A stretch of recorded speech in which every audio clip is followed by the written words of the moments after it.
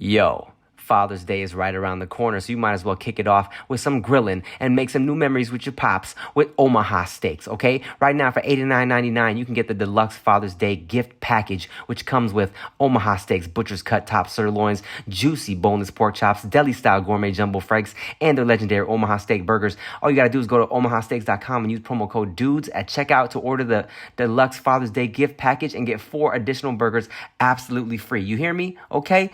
That's dudes. Go to omahasteaks.com and use code DUDES and get the deluxe Father's Day gift today, plus 4 free burgers. It's lit. Hey, this spring, get out there, enjoy the weather, and recapture the magic of riding a bike with an electric e-bike. With an amazing variety of models built for riders of all abilities, it's never been easier to fall in love with riding again. Plus, every electric e-bike ships free and only requires quick, toolless assembly. Yo, nothing like the breeze flowing through your hair as you're riding your e-bike down the coast of the beach. Oh man, chillaxing with your friends after you park your e-bike and have a little sip of lemonade, am I right? 'Cause you're thirsty, right? Go full throttle into spring with electric e-bikes, the #1 selling e-bikes in the nation. Get your adventure started at electricebikes.com, and please mention that Dudes Behind the Food sent you in the post-checkout survey. That's LECTRIC ebikes.com. Dudes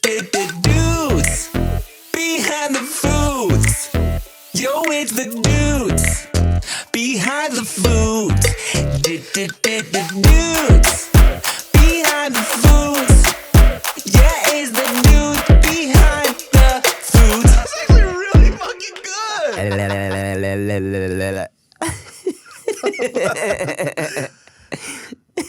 Hello, everybody. Hey, guess what, guys? It's a special occasion. I have one of my grills in today. Oh, you think you're so fucking cool with a grill, dude. Just the fangs. You know, let me tell you something. I am not a grill person. I definitely can't put that in my mouth and have people not say I look stupid. I'm not one of those. You know what? I realize there's a lot of stuff that I can pull off, maybe because of my personality, maybe because I'm a little, that is like, it doesn't come off as try-hardy and obnoxious. Because I had some shit on the other day that I was wearing, and in my head I was like, if fucking, I don't know, Phil from Wong Fu was wearing this, he would look silly. There's a lot of things Phil would wear that look silly, though. Yeah, I mean, Phil's like a very straight arrow guy. Yeah. Polo shirt, white T-shirt, maybe some, tan khakis. Right. Every now and then he'll say the word fuck, but then he'll go home and pray about it. But no. You know what? Phil is secretly... You cannot say that out loud. Okay, never mind. He is a very straight edge person. Yes. He's a father. Good branding. All right? Forget about the pedophilia stuff. Just kidding.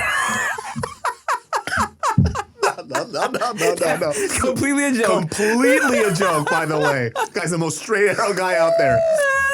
Dude, about to Drake this fool right now, man. I know. It was in my head just because of the Drake shit. I love that shit so much. You know what? I do enjoy it. I do enjoy the fun of it. I always love a good diss track, right? I just liked, I think the fans won, right? Because we got so much good music from this, only from Kendrick. No, I'm just kidding. Drake has some bangers too. Yes, he did. But dude, Not Like Us is on repeat for me right now, dude. Not Like Us is, and I try not to take sides in this shit because I was such a fan of both of them. I still am, okay? And people will be like, "You still a fan of Drake even though he still made good music? Even though he's a pedophile, you can still stand by Drake." And here's how I feel. There's no proof for any of it. Right? Yes. Call Kendrick a fucking wife beater. Call Drake a pedophile. At the end of the day, there's no proof for any of it. So I took it all as just entertainment. You know what I'm saying? Like, yes, there's videos of Drake kissing a 17-year-old. Messaging Millie Bobby Brown. Yes. Dating a 16-year-old. Whatever. He never dated a 16-year-old. Yes, he kissed a 17-year-old girl on stage. Okay, yes, that's a stupid mistake. Very happened a long time ago. He was done for that. And yes, he was a friend of Millie Bobby Brown in what seemed like, this is kind of weird, right? But is there proof of him having sex with underage girls? No. So I feel like you can't call him a fucking pedophile for that, right? He has pedophiliac things. He's done some sussy things, okay? But it's like, you know, I feel like to jump and say this motherfucker's a pedophile is a little much, okay? Yes, he's a starter kit for one, dude. He's on the pedophile spectrum. Yeah, that's what he is. He's on the spectrum of it, dude. You fucking weirdo. But I just, at the end of the day, for me, since there's no real evidence for any of it, you know what I'm saying? I take it all as entertainment. We got some solid diss tracks. Sorry about it.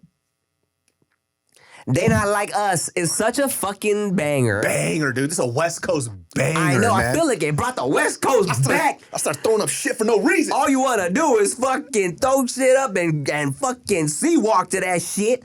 It's great. Euphoria 2. So, dog. BBL Drizzy. Dude, I was washing my dishes yesterday, and then out of nowhere, I was just like, BBL Drizzy. There's so much.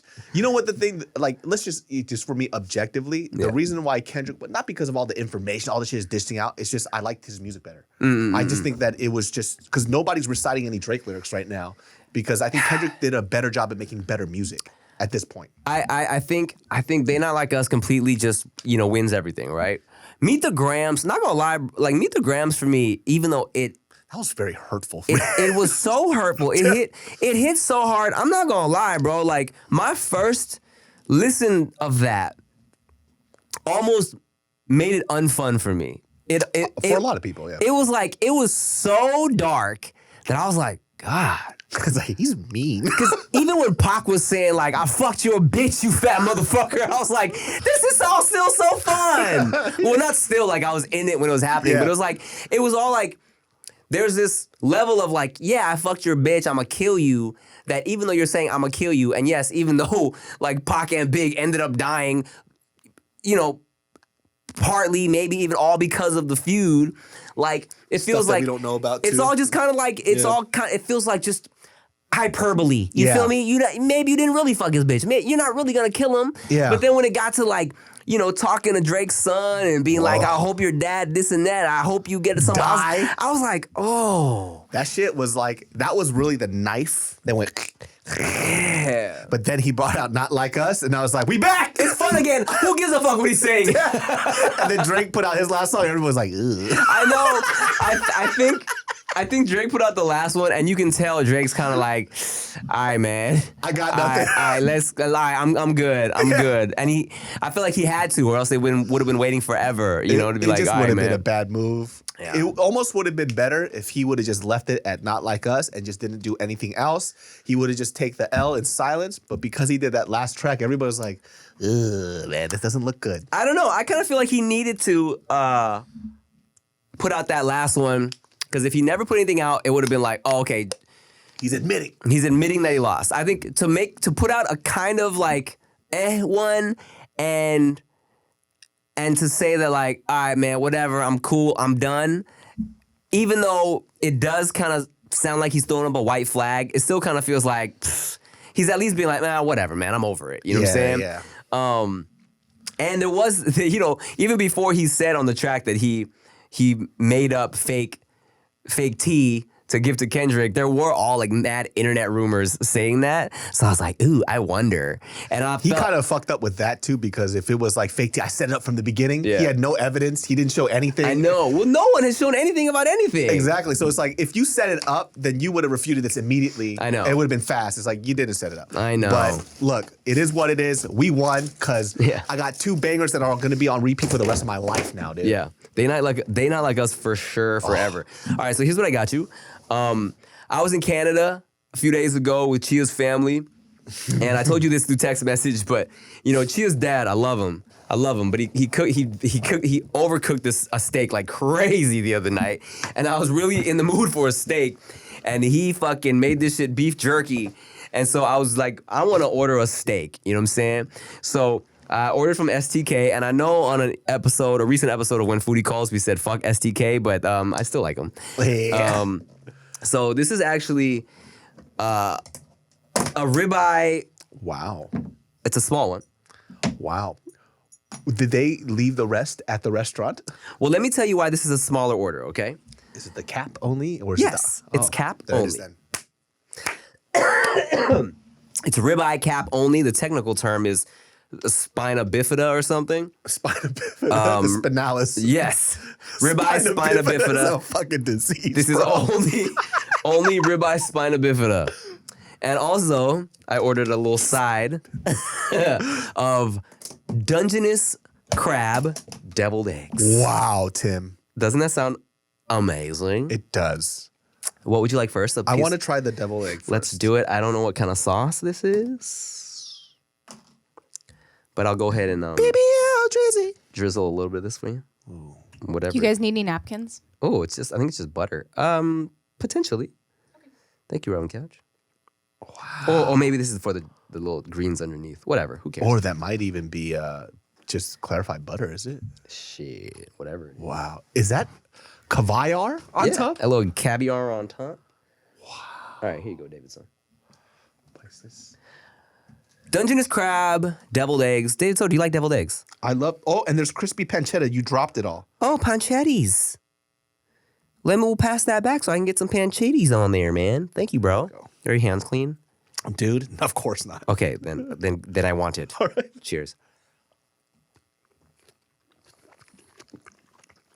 Mm. We're just gonna chew for you here. Mm-hmm. I don't taste much of the crab, but it's a good devil egg. You know what? I was gonna say I didn't get the crab until the aftertaste, which is like, I'm not sure if I like that. I think it's a good deviled egg, though. No, I like the actual bite. I just don't know if the Crab. only getting the crab aftertaste.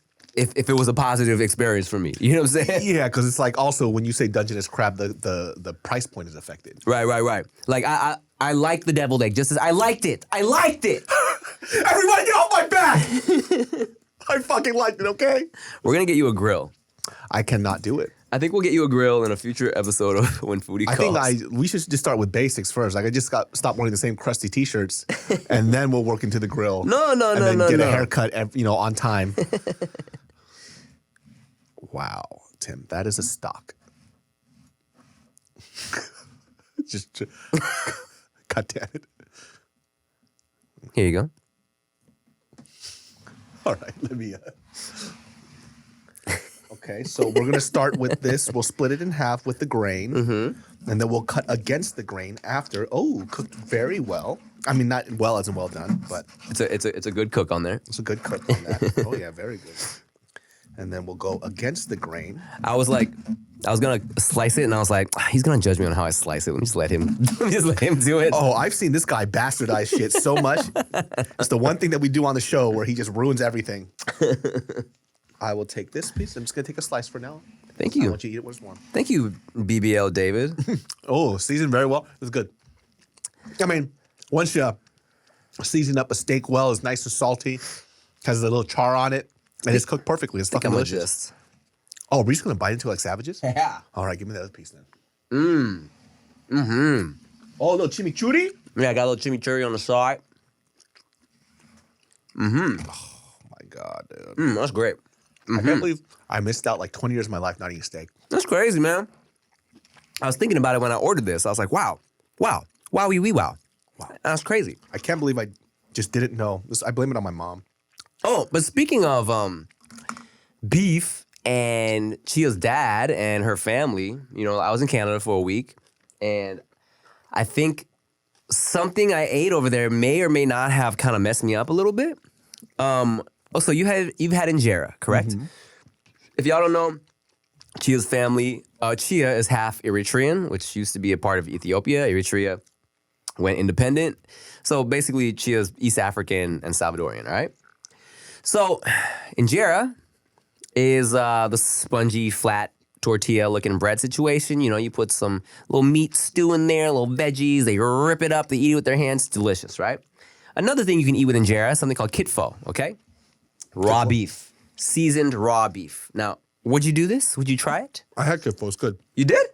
Yeah. When'd you do that? So when I had it with Chia, you know me, like when I like a food, I just go all out. Mm-hmm. After that, it was all Ethiopian food. And I will say this, LA doesn't have the best. I've had it I've had Ethiopian food in Sacramento. Sacramento Ethiopian restaurants are fucking delicious. Better? Way better than here. Where'd you get because they got a whole little Ethiopia out here. I had it from, there was actually a restaurant pretty close to you, where you live. And then I had it at 2 other places too. Really? And they all kind of, I mean, obviously in Jerry, you're not going to mess it up. But one of the things that I dislike that some restaurants do, and I understand too, maybe it's just like how it was, they maybe had it growing up. You got to cook the fucking meat all the way through, like to the point where it's like a little more tender. Okay. And a lot of the places I had in LA, it was a little tough. Right? But Sacramento, I don't know what it is. Dank as fuck. But either way, Ethiopian food is fucking good. I gotta show you my spot. But, Okay. so I had some kid pho. I was really in the mood to have it again. Her auntie made it for me once. And if you don't know, it's like seasoned ground raw beef, okay? Which is, of course you see it a little daunting, right? But I had it one time, and then I also had it at a funeral. And at the funeral, I felt bad because I was one of the only people that was like down. So the aunties were scooping that shit on my plate. And I was like, I'm not gonna eat this fucking. I don't know if I can eat that much of it, though. I was like, I'm not gonna eat this mountain of raw beef, you know what I'm saying? So I kind of had to like upside down into a trash can. I didn't want to be disrespectful. So this time again, I was like, yo, auntie, like, I'm trying to eat some kid pho, right? So she's down, she cooked me some. And I told her a little bit. She also scooped a lot onto my plate. And I was kind of feeling like, it was good, but I was feeling like, man, I don't know if I'm trying to eat this much raw beef, right? So I also kind of like, I was like, okay, I'm good. And it wasn't until like 3 days later, because we've been back for like 3 days now. Last night I was feeling kind of like, oh, I don't know. I think something is kind of messing me up right now. Not like diarrhea. I don't have like food poisoning, but something is kind of like, I don't know. You know what right. it is, dog? It's like, it's anything. Like you have tartar or whatever. Yeah. Or even like poke. Yeah. Your body got to process that shit, dude. And it just kind of fucks you up when you eat that much of it. Because if that's not in our regular diet. Like this is already processed. It's cooked all the way through. Right. When you have like raw meat and that's not something that you eat like a lot in your diet, your body's just kind of like, yo, I got to process all this shit. Yeah, I went on a quick call with like just my doctor, like a little video call with someone from that like whatever. Yeah. And because the last time I felt like I had a little bug is when I ate that fucking beetle larva in the Philippines, right? And I was like, I might have a little bug again. I told her all my symptoms, told her what I was going through. She's like, have you tried Pepto-Bismol? Yeah. And I was like, nah, not yet. She's like, okay, try some Pepto.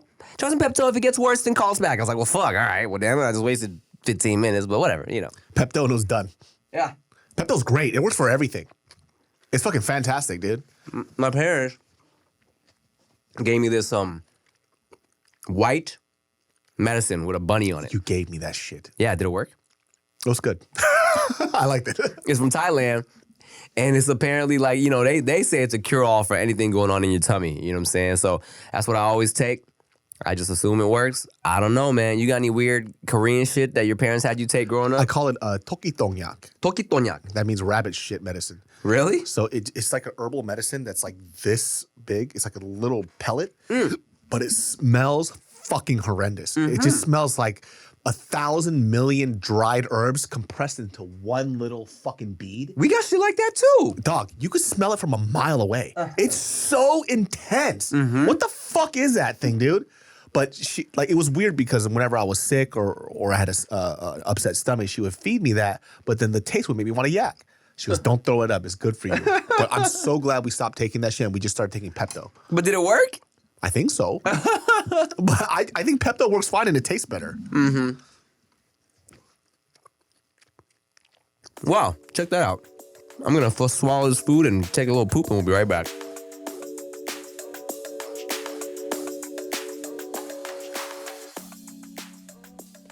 Yo, Father's Day is coming up and me and my dad love some steak. Let me tell you, we bonded over some sweet medium rare, okay? So what is the best thing to get your dad? I'm talking about Omaha Steaks, son.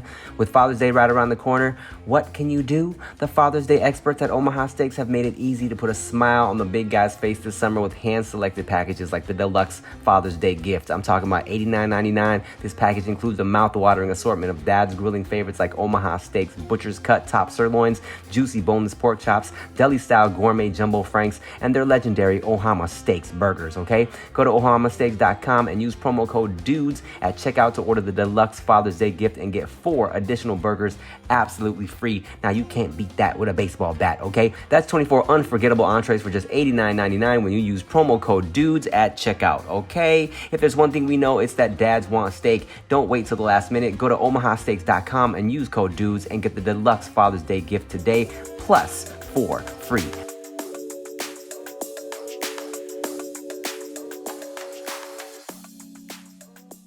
You want to hear something interesting? What? The other day, I was on set, just filming a random. Sorry, I'm deathly sick right now. All right.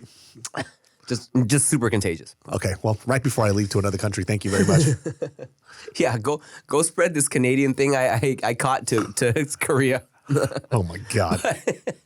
No. I'm on the mend. So I was on set the other day filming a sketch with some random people. And it was one of the things where like a bunch of just different creators come together, right? But the director man was like, yo, so I told some of the younger people, like some of the younger dudes here that, oh, Chantarangsu, Timothy Dalghetto is coming on set. And you know what they said, bro? What? Their reaction was, oh, the podcaster. Really? Yeah, dog. How crazy. Isn't that a trip? Not YouTube, not Wildin' Out even. Like, oh, the podcast, dude. Wow. Let me tell you something. Somebody calls me a podcaster, kill myself. No, I'm just kidding. I'm kidding. I actually like it. I think like when I was younger, I used to get so hung up on like titles and whatnot. Like one of my biggest things was like when I was on YouTube at first, the term of a YouTuber didn't exist. It was just like our thing that we did that got us to do other things. Yeah. Specifically, pussy. And so when I was trying to do stand-up, a lot of people, they'll call me a YouTuber. The YouTuber. And that they would actually use it. If they didn't use it as an insult, it wouldn't have been a problem. Right. Right. But they would always use it as like an insult. Like, oh, you're the YouTuber. It's like, okay, what the fuck is that about? Right. But now, when I look back at it now, probably the things I enjoyed the most was all the YouTube stuff I did. Doing, the movies, the films, doing TV, all that other stuff was fun. But I think the memories I cherish the most is actually the stuff I created myself. For sure. So it's like nothing beats that. You know what, man? We have had the rare opportunity to hop on this YouTube train at a time when it was the wild, wild west. No one knew what the fuck it was or where it was going. We hopped on this train thinking, I'm going to try some shit out. And it happened to really pop off for us, where we were able to not only make money, but do it our own way, you know what I'm saying? No fucking boss. We could film whatever we wanted, say whatever we wanted, and just really have fun. And it was like, it took us places, you know what I'm saying? At a time where there was no other option. And we found this very like weird, like random thing, right? And now it's like, I don't know if that'll ever happen again because it's not. It's done now. The whole even concept of a digital online creator was so new back then. You know what I'm saying? What we experienced was so unique, right? Nobody knew where to place us. Nobody knew what we were. We had this weird, we were on the onset of new fame, right? Oh, you're a famous person, but you're not on TV. Right. Right. And so we were a part of this transformation and change. And I think like the biggest difference between what we did and what nowadays what kids are doing is just, they're trying to copy everybody. It's like, I got to copy somebody so I could get anybody to recognize me. I just want to be recognized. Versus us, it's like we were having fun. We're having fun. We're doing what we're doing. And it was just the things that we did. So we never opened up the YouTube app to see what somebody else is doing to jump on what they're trying to do. Right. But nowadays, that's the game. It's like, hey, what is everybody else doing? And let me see if I could do it. That's why you see the trends. Nobody's doing anything new. It's like you're just literally doing the same thing. Yeah, and it's like I can't even be too mad because it's just so saturated, right? It's just so much. Like, how do you stick out? True. How do you stick out in a world where everybody that was trying to be famous everybody that was trying to be a movie star when we were going doing our thing, they want to find a way to do social media shit, right? So it's like, how do you stick out if you're not popping up in an algorithm where everybody's like searching for the same shit? You know what I'm saying? Yeah. I tell you what did used to bug me, still bugs me to this day. When kids are like, oh, the Vine dude, Timothy, the Vine guy. Yeah. And I'm like, bruh, what? I mean, yeah, I vined because I felt like I needed to here and there. I had a couple vines that did decent, but like I was never like a Vine. I never really took that shit as a thing that I was like doing. You know what I'm saying? When I did Vine, I hated Vine so much. I did like 3 Vine sketches and they blew up. They did fucking well, right? And I got like, I forgot how many followers. I got a shit ton though. And when I was in Hawaii, I got recognized multiple times and they're like, oh, dude, I love your Vines. Yeah. And I was like, I deleted the app. I was so fucking annoyed by that because I just didn't like the app. Yeah. And I was like, I don't even know why I did these Vines. And they kind of blew up and I literally deleted the app the next day. Well, here's what might mess you up and probably why maybe you shouldn't have deleted it, okay? Well, irrelevant now because it fucking disappeared. But what I came to find out is a lot of these dumbass kids, when they say, I love your Vines, and I'd be like, no, you mean my YouTube videos. They're like, oh, no, like Vines is what we call like, videos. They'd be like, no, like your funny videos. Oh, they would just call them Vines. Oh, interesting. Because I don't know, they're in this world where it's like, like, sending Vines to each other. How crazy that Vine disappeared. It was literally the hottest thing. I know. And what we found out too, and I think a lot of companies found this out, was that unless you create your platform to make money, it's hard to switch it into making money. Oh, because people will be pissed. Yeah, like what the fuck is this? And they try to add ads on fucking, how was it, 10-second videos? Yeah. There's no way you could add ads on it. Yeah. And so that's where the money disappeared. It's like, oh, no companies want to buy into us. And so it just kind of dipped. It's like, how do you even do that? Yeah, hey, buy Downey, and it's done. It's like nobody's gonna watch that shit either. Right. And so now you're watching other stuff too, where they're now extending the time on shorts because you need money for it. You got to put more ads. You got to do all the stuff. Bruh, let me tell you, even like fucking YouTube shorts. Oh, this is gonna be a very industry talky episode, guys. Oh, you'll love it though, because I know you guys want to do this for a living. So there you go. This is a little insight. Let me tell you how trash. Have you looked at how trash the revenue is for YouTube shorts? Yes. I found out because I did one random thing. I don't do many shorts, but I'm starting to put up like a few podcast clips here and there. Yeah. I put it up. The video got 1 million views. Yeah. I made, I think, $6. Yeah. It's crazy. I might be exaggerating too, by the way, with the $6. Look, here's what's wild, right? YouTube very much is pushing creators to upload more shorts because they want to compete with TikTok and Instagram and shit like that, right? And as a creator, you feel like, I don't want to fucking muddy up my feed or like my subscriptions with these fucking random shorts and shit, right? Because shorts are so weird, man. You can put one up, it'll get 5,000 views. You put another one up, it'll do like 5 million views, right? So it's so silly. It's definitely about like whatever algorithm they're trying to push. Yeah, they're trying to push it. They're trying to whatever. So, but what's fucked up is the money is trash. Like even, I mean, and look, and no one is really, really paying a lot in terms of like TikTok or Reels. It's like, I don't make money doing them shits. Yeah. But I put them up. It's like I spend so much energy into being like, I gotta, what's my next Reel? What's my next fucking Reel gonna be? Because I feel like I need to constantly, do that.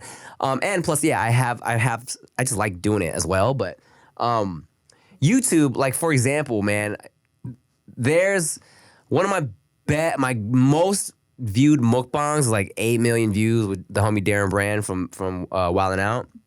Just and it's a mukbang we did, and it has like 8 million views, and it made like a good like I don't know, man. I'm just guessing here, but like a good like I don't know 10 racks at least, right? 10, 12 racks overall, compared to a YouTube short $14. Yeah, a YouTube short that probably has like 20 million views, literally like $200. Yeah. You know what I'm saying? And it's just, it's definitely frustrating. I can assume it's so frustrating for people who are like, their whole shit is fucking creating these 30-second to a minute videos, but they're like, and they're getting millions of views, millions of followers, but these motherfuckers aren't making money like that unless they can secure these brand deals, you know? I mean, it comes for the brand deals, right? Yeah. Like, that's the game now. It's like, you do this, a brand works with you, they drop a few money here and there. Yeah. And I actually didn't realize, too, it's like how little money these kids were making until I started going to these events.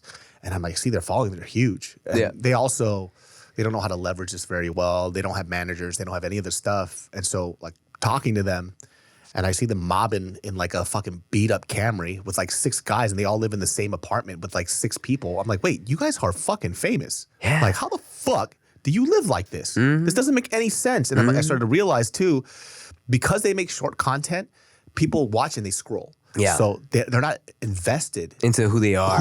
And I didn't realize it. And one of the kids explained that to me. He was like, yeah, I think it's different with you. Like, I watched your stuff and I like religiously watched your stuff. Like, anything you said, I loved watching your things. And I feel like with my fans, they recognize because they saw a single video. Right. But if I try to sell them something, or if I try to like tell them to buy into my brand, or if I even talk about myself, nobody watches my shit. I was like, oh, I never thought about it. And that came from a young guy like putting me on game. It's like, you're different. Like, you may not get like the same amount of views, but people listen to you. Like they're there and they're here for you. Like, you have like legitimate fans. I was like, oh, I see what you're saying. Yeah, that's why, you know, when we say fucking blue chew pills make your dick work. Turns it into a marble stick. It's fucking nuts. It's pretty insane, dude. I thought I had to go to the hospital. Shit was crazy. Thought that shit was gonna burst. But yeah, man, that's facts. You know, it's like we really built an audience, you know, that like fucks with us as people, and that's why they stuck around, and they really, you know, they care. As much as you can care about somebody that you actually don't know in real life. You know, and also too, like the game has evolved so much where now you have to do 10 times more for about a fraction of the return. Yeah. Right? So if you're not doing Instagram Reels, TikTok, X, and YouTube Shorts, you're not in the game. Isn't it crazy? If we just had to do YouTube, like we had one fucking platform and that was it. Yeah. And I remember that shift when Instagram wasn't about sharing your life and it started becoming about sharing content. Yeah. It was hard for me because I'm like, I don't want to create this like multiple things. Like, let me just spend time on doing this. And that's the thing too. Like, kids are like, you should do more sketches. Cool. Are you going to pay for it? Number two, do I have the time? Like, do you have any idea how many platforms we have to do? Like, this is a lot. Like, it wasn't. If I just had to do a sketch, I could just do a sketch. I know. And I could make money off of it. Here's what's so annoying, dog, is that like, you know, yeah, of course, kids always will say, yo, you got to go back to making sketches, man. Because people watch it. They love the sketches, but it's like, it's a minority of people that are still tuning into me for sketches, right? Especially, now let's talk algorithm, because the algorithm fucks it up too, right? I've been podcasting for so long that like, I feel like people don't even get, if let's say I put out a 5-minute sketch, it doesn't pop up in their subscriptions because they're so used to clicking on 40-minute to an hour-long videos. So it's like the whole way the system works is like, since I haven't been uploading short videos like that, they don't really get seen, and then people don't really watch, and then it's like, it just doesn't make it worth it for me, right? And here's what's stupid too, is like now, I'll be like, okay, I want to shoot a sketch, and now I have to like literally think like, I have to film this shit in 2 ways sometimes. Like, do I want to just crop it, or do I want to have it look cool as well on fucking TikTok and Reels, and have a fucking shoot it with an HD camera, but also have someone fucking film it with an iPhone, you know what I'm saying? It's crazy, man. There's just so many things to think about and do like in this platform and space. So like, if anybody out there that wants to be famous on this place, you could be famous. You don't have to do anything creative at all. True. Like nowadays, like creativity is not appreciated by the masses, right? People just want to see stuff that they've already seen, and they just go, oh, I could do that too. Yeah. And that's kind of like the one part where I get a little sad, right? Where let me tell you one of my little pet peeves, right? Please it's do. Like when an influencer comes out and I know what they do. Right? I know their everyday shit, right? And they go, I've had such a tough day. You literally don't do anything at all. Like, you literally don't do anything at all. You make one video, you post it on 4 platforms, right? And then all you did was lip sync. You didn't do anything at all. Are you understanding that there are people who have worked real jobs that make a fraction of what you do, and you can complain to an audience that you had a tough day? Well, maybe they filmed 10 lip sync videos that day. Oh my God, it's gonna last them fucking 2 months. No. It's gonna last them 2 days. 2 days. Because I know a girl who fucking, her whole shit, and it works for her, is she realizes what it is and what the algorithm is. She's like, man, fuck the quality over quantity shit. She's like, I'm gonna fucking upload everything. She uploads on TikTok 3 to 4 times a day. Whether it's a cooking video that she actually put time into editing, or it's her just playing a fucking bullshit challenge, or it's her just saying some bullshit. She is blasting her feed. 3 to 4 uploads a day, dog. I'd literally fucking die. I'd rather die than live a life like that, dude. I can't do it. It's just like, it's literally them saying, like, whose dick do I have to suck today for somebody to recognize me? It's a version of that, right? Unless she likes doing it, and then she's just, that's just her playing with her nipples, dog. She's not sucking a dick. She's playing with the nipples. Ain't nobody complaining. That's what I'm saying. She's not complaining. They love it. She loves it. She's just diddling her own cooch 4 times a day. Hey, now we're talking about something different, though. All right, we're talking about shit that I like watching. That's just perspective, my guy. Perspective. Because if you feel like, if you feel like I hate this, and you feel like I have to do this 3 to 4 times a day, yeah, whose dick are you sucking to get the views, right? Yeah. But if it's her, and she's like, man, fuck this shit, I don't give a fuck, and she's doing bullshit, and it works, and she's getting millions. I mean, for me, like I was saying, like that lifestyle is basically you're just the most uncreative. Like, I don't know this person's specific. I'm talking about for me. Yeah. You know what I mean? For me, it's just like, I'd rather just work a job. Like, you know what I mean? Like, fuck all that. It's like now I have like 4 bosses now. It's like, dude. But are you working a job, fucking working at McDonald's, dealing with people all day? Or are you fucking playing rock, paper, scissors challenges on TikTok all day? Yeah, but I wouldn't be working at a McDonald's. I'd be working at a very, very, very high level job. Oh, would you? Yes, like owning my own matcha company. Oh, and is that more fun than playing rock, paper, scissors all day? Yes. I don't think so, Jack. I don't think so, Jack. Rock, paper, scissors. Oh my God, you did scissors! Yeah, I did that with her. 900,000 views. That's so fucking funny, dude. That's so fucking funny. Speaking of perspective, funny shit, dog. I find myself like preaching to Veda, partly because I think it's funny, but also because I'm trying to see how much of it soaks into her brain, right? Mm-hmm. So I will turn like the tiniest fucking minute little thing with her into a life lesson. Like she was identifying shapes on her little book, like circles and ovals and triangles and shit. She's like, Daddy, is this a square or a diamond? And I'm like, oh, baby, well, like this, it's a square. And you turn it like this, it's a diamond. She's like, oh. I'm like, see, that just shows you like sometimes you change your perspective. And something that might be simple to somebody turns Mom, Daddy's doing it again! turns into a treasure for somebody else. She's like, I want a Kit Kat. She's like, I ate my booger today. I like a booger. Why is she crying? I like a booger. I love a teacher cry. That's what you should be teaching her, dude. I like a booger. It's like a teacher's a cry. Speaking of fucking weird looking kids, dude, that picture of Chia. Yo, when you post that, I fucking busted up laughing. I don't know who's that chubby little boy. I was at Chia's house in Canada with her family, and they had all these little old throwback pictures on the wall, and I'm like putting them on my story, and I posted a picture of like Chia was probably like in 4th grade, fucking hair pulled back, little baby fat on her. She looked like Ludacris. A young Ludacris. She looked like a young Ludacris. Oh, that shit fucking cracked me up so hard. David was like, who's this little boy? Who's this chubby little boy? I changed her profile pic to that. Yo, take a screenshot and send it to me so I can send it to her. No, actually, just send it to her right now. All right, we're going to take a break. David's going to send a screenshot to Chia, and we'll be right back.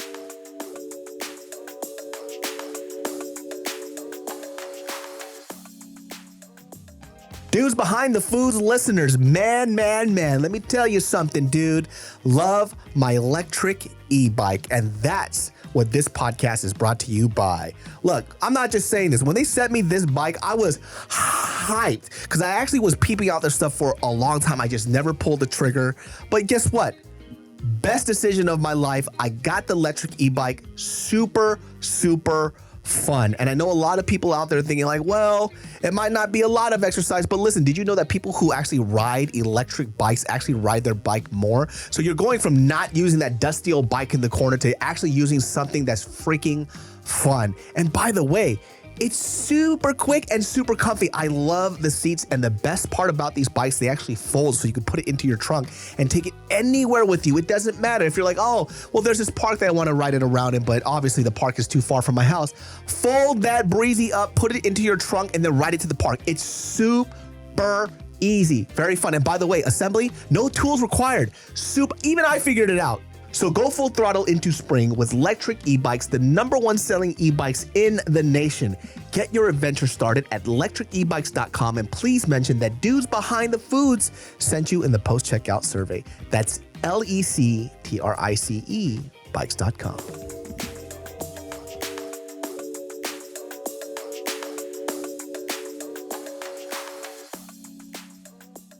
And let me know when you're sent. And I sent it. And sent, and we're gonna wait for Chio's reply. Before we get back into our hilarious conversation, Robyn Couch has a what is it, a GoFundMe? What's the link? It's an Indiegogo page to crowdfund for a short film I'm trying to make that I wrote and I'm producing and I'm acting in. Full frontal nudity. What? Hey, that's not what it's about, David. It's a porn. No, no, it's like a French New Wavy inspired dramatic experimental short, kind of about the relationship between me and that little voice in my head that hates me. Great acting, full frontal nudity. Well, hey, if y'all want to see some of that, click the link below and send some money to Robyn Couch so she can make a movie, all right? Yeah, and if you're lucky, she'll open an OnlyFans, dude. Perhaps if she gets a little taste of what this internet funding could look like, who knows? Maybe she'll get addicted and, and she might want to see whose dick she got to suck to keep that lifestyle going, you know? Let me tell you something. If it gets you millions, you got to do what you got to do. You got to, she was always like, babe, can we afford this? Can we afford this? Because look, she's like, she hears about these OnlyFans numbers. She's like, I'll sell feet. Do you need me to sell feet? I will sell feet. All these hats you're buying, it's just too much. I know we're spending way beyond our mean. She jokes about it so much. I'm low-key like, hey, you want to do that shit. You fucking want to grease those little toes up. You know, because and she take does the pictures. manicure shit Yeah. anyways. Look, if you're just showing people pictures of your feet and I don't know, a few racks come in, why the fuck not? I think it's, exactly. I think, and that's her mindset too. I think the thought process that could deter someone is the stigma that comes with OnlyFans, and also like the thought that, yeah, someone might be jacking off to your feet. But I mean, look, people are probably jacking off to our faces anyways. True. I mean, the money would have to make sense depending on, obviously, OnlyFans does have a branding will affect her other branding for the other stuff. For sure. So. And she does a lot of mommy tings. Yes, many mommy tings. Right. I keep telling her ass, like, baby, we're good. We good. We got a whole 401k. Calm the fuck down and put your feet away. Yeah, okay? all right. Put those fucking things away, dude. We got the 401ks. All Yeah, right? we're good, man. That'd be so funny. You just see her like, oh my God, there's not enough brand deals. She's just like, put the feet away. Please, woman. She's like shaving her toes. I'm like, keep them shits hairy, you little horny girl. Put your little fucking horny feet away, man. Don't worry, I'm gonna do this. She starts fucking crossing her toes like this. I'll make a promise. I was also gonna tell you, I already told this story on on No Chaser, but I want to tell you again because it's funny. The other night, did I tell you about when I was trying to have a very cute moment with Veda and I was whispering in her ear about how much I love her and stuff? No. I'm putting Veda to sleep. And lights are off, and I'm holding her right before, like, I put her in her crib. I'm like, hey, baby girl, just so you know, I love you so much. You're so smart. You're so beautiful. You make me so happy. And she goes, Daddy. And I was like, yeah? I want a Kit Kat. And I was like, oh. So Harvard is out of the question. You're definitely a creative. We're going to have to send you to art school. I love you so much. I want a lollipop. And I ate booger. And I love a Jesus Christ. Or it's a bit. It was a whole fucking genius bit. She knew she's being funny. She was writing it on her arm like this. What's this? Kit Kat. No, she's right, has it on a little piece of paper, and I'm like, babe, show me your bit. It's just fucking squiggles and doodles. This is when I tell you I want a Kit Kat. When you tell me you love me. I love you so much. Daddy, I want a Kit Kat. She set it up perfectly too. Daddy, what's up, mama? I want a Kit Kat. Dude, that's so fucking funny, dude. Yeah. That's hilarious. I want a Kit Kat. She's the best, but don't fly with your children, okay? It's a lot. It's a whole lot. I'm just adjusting myself right now. I was like, I thought you were going to bring out like a knife or something. No, I was just adjusting my penis. I don't understand how people do that, right? So I have a couple of friends. They always fly with their 2 kids. They're around the same age as your kids. And it just looks like a fucking disaster, man. It's so much. It's so much shit you have to carry. Yeah. This baby's crying. This baby's whining because you're taking care of this baby. Yeah. And they get jealous. And they go to this one. And then their sleep schedules all fucked up.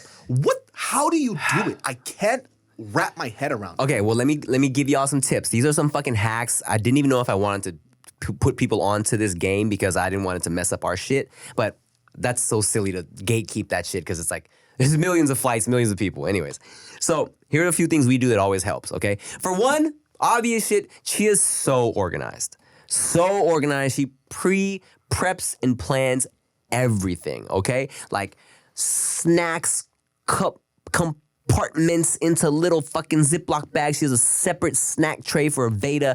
Fucking the milk is in shit that's cooled. Little separate cooler, bunch of bullshit, right? Everything, right? Here's what we do that other people don't do that they should know about. Someone even asked me about this in a vlog. They're like, Tim, how come every time I see you traveling with the babies, y'all are sitting in the back of the plane? We purposely choose our seats in the very back of the plane every time we fly with the babies because we know we'll be right next to the bathroom. And we know that a lot of times the back row of seats is not bookable because they save those for the flight attendants. So we're usually in the row of seats like right in front of the flight attendants and they don't be in them shits. So sometimes when I need to pick up the baby and walk around, I have an area in the back of the plane where I can like stretch out and rest a little bit. If the baby's shit, we're right next to the bathroom. Only problem is, of course you're the last person getting off the plane, but that's okay because we have a lot of shit to carry. We're chilling. Yeah, we feed Q his bottle while everyone's unloading. And so it kind of, it's just easier, you know what I'm saying? Instead of being there and it minimizes the amount of people that your babies might be fucking with, you know what I'm saying? Playing with their hair, grabbing their elbows, whatever. So that's one thing we do. LAX has a valet service where you can book ahead of time and instead of being like, fuck, we gotta park at this or, and then carry all of our shit to the thing, you can pull up to the curb, someone will take your car, you take all your luggage off, and then they park your car wherever until you land. As soon as you land, they text you, hello, sir, let us know when you grab your bags and we'll pull your car up to wherever you're at. How much is that? I forget. But yeah, it's super convenient. Wow. Okay? Valet service, book the shit. And yeah, in terms of how annoying it is, dog, it's so much. Because sometimes you gotta pack the car seat. And look, dog, we gotta pack... Whoa, nothing happened. We gotta pack 2 car seats now. So it's a giant thing. We put in the oversized checking shit, and then like You're so kind, dude. Let me tell you something. If my child or my grandparents like, I want to see the kids, come visit us. Nope. Yeah. You come here. Yeah. You come here. And then my kid's like, I miss grandma, grandpa. Hey, shut the fuck up. You're not dealing with this. All right? We have video phone calls. well, let me tell you this.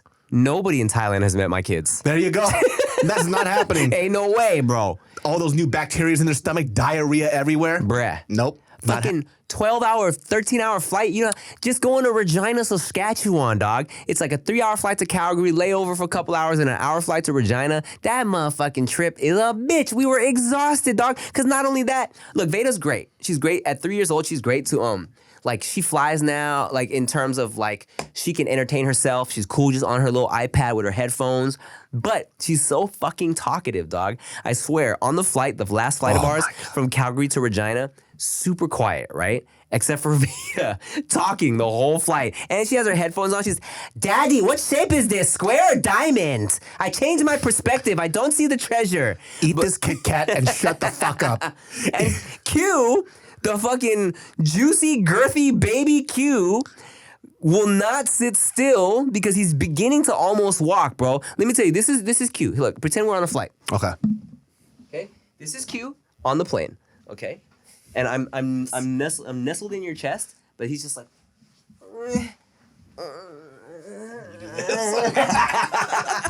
and he's fucking twisting and turning like a little alligator, dog. And it was at one point I'm walking around trying. I'm getting anxiety hearing you talk about this. Dude, this is so much. It's so much. I dog. can't do it. I don't give a fuck. I just don't care because I feel like if my sanity goes away, I'll be a worse parent.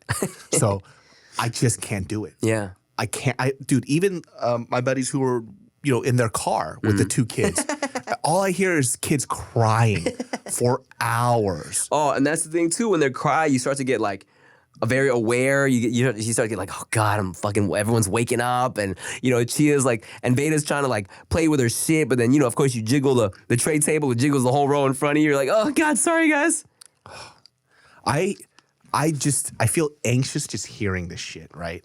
It's just a lot, man. I don't even know why you agreed to it, dude. Have you ever changed a diaper in one of those tiny airplane bathrooms? I will never. So, you will one day. I will not travel with a child. I refuse. Well, I fucking told Chia, I'm like, baby, next time we're taking the train to Regina, okay? I don't care if it takes 2 more days. We're doing that shit. So, of course, Q is a very big baby, okay? I'm changing his poopy diaper, dog, on the plane. They got the little fold down diaper changing thing. And I have his leg up. I'm wiping his ass, right? And at one point, I just hear him go, eh. I turn over, dog. His face is completely squished into the corner of the tray table and the wall. He's like, eh. I'm like, oh my God, my boy, I'm so sorry. His face is like a triangle now. Yeah. He's like totally conehead by the time I get done. I was like, I'm sorry. Just patting back to Chia. What happened to his head? It was like that when I got him. It was the only way. It was always like that. What are you talking about? You'll do it, man, one day. No, we're only going to take children when they can learn to shut the fuck up. Papa So is very old school, dude. You know what I mean? Bow, say hello, do it in Korean. Don't talk back, but be creative when it's time to be creative. So you would never take the kids to Korea? No, not until they're at least 5. Yeah, I don't think I'll do Thailand until Veda's maybe Veda's 5, Q is 3. Yeah. Even with our friends' kids now, right? They're when they're 6 or 7 years old, they're very manageable. Yeah. Right? Tell them what to do. If they're good parents, right? And their kids are cool and chill. Yeah. But I definitely now start to see why friendships start to fall apart when you start to have kids, because there's certain friends you don't want around your kids and you don't want their kids around yours. And I've seen that a lot too. I mean, thankfully, all my close friends, I think they're all great parents and the kids are fine. Right? Yeah. But there are a few where I'm just like, your kids will never see my kids because you don't have rules for your kids. So my kids will think, oh, whatever the fuck it is. And I've seen that happen so many times where they come back and they're just all fucking fucked up. It's like, what happened, dude? It's like, well, he doesn't do this stuff. I was like, that's cool. Fuck both of you, motherfucker. This morning, Veda sat down next to me. Well, I was like, I told you my stomach was I told you my stomach was kind of messed up, right? And so I was like, all right, well, Daddy's going to go poop real quick, all right? She said, me too. I want to poo with you. I was like, oh, okay. So we have her little tiny toilet in our side bathroom. So I'm like, all right, Mama, you want to poop while I poop? She's like, yeah. So I fucking sat down to shit. She was sitting down shitting in front of me, and I'm like, this is cool, man. She's like, Daddy, what's the smell? Well, I was giving her mad courtesy flushes, but she was confused. She's like, are you all done? Why are you flushing? I'm like, oh, I'm flushing it so it doesn't stink, Mama. And here's what's funny, right? Her little toilet, it doesn't actually flush, but it has a little handle on it that makes the flushing noise. She looked at me, she went, she flushed her little toilet. I got you too, big homie. So funny. Well, guys, that wraps up this episode of Dudes Behind the Foods. Yeah. And don't forget, we have a live Dudes Behind the Foods in June. Link in the description below. I forget all the information. We've got all the information. You'll find it on this fucking show, all right? Just like, comment, subscribe. Keep watching, keep sharing. And if you don't, I'm going to cry. And watch all our reels and TikToks that we post from the episodes, too. Yeah, they get zero money. It's okay. Zero money. Just do it. Just do it. Just do it. Bye. Bye. Yo, it's the dude.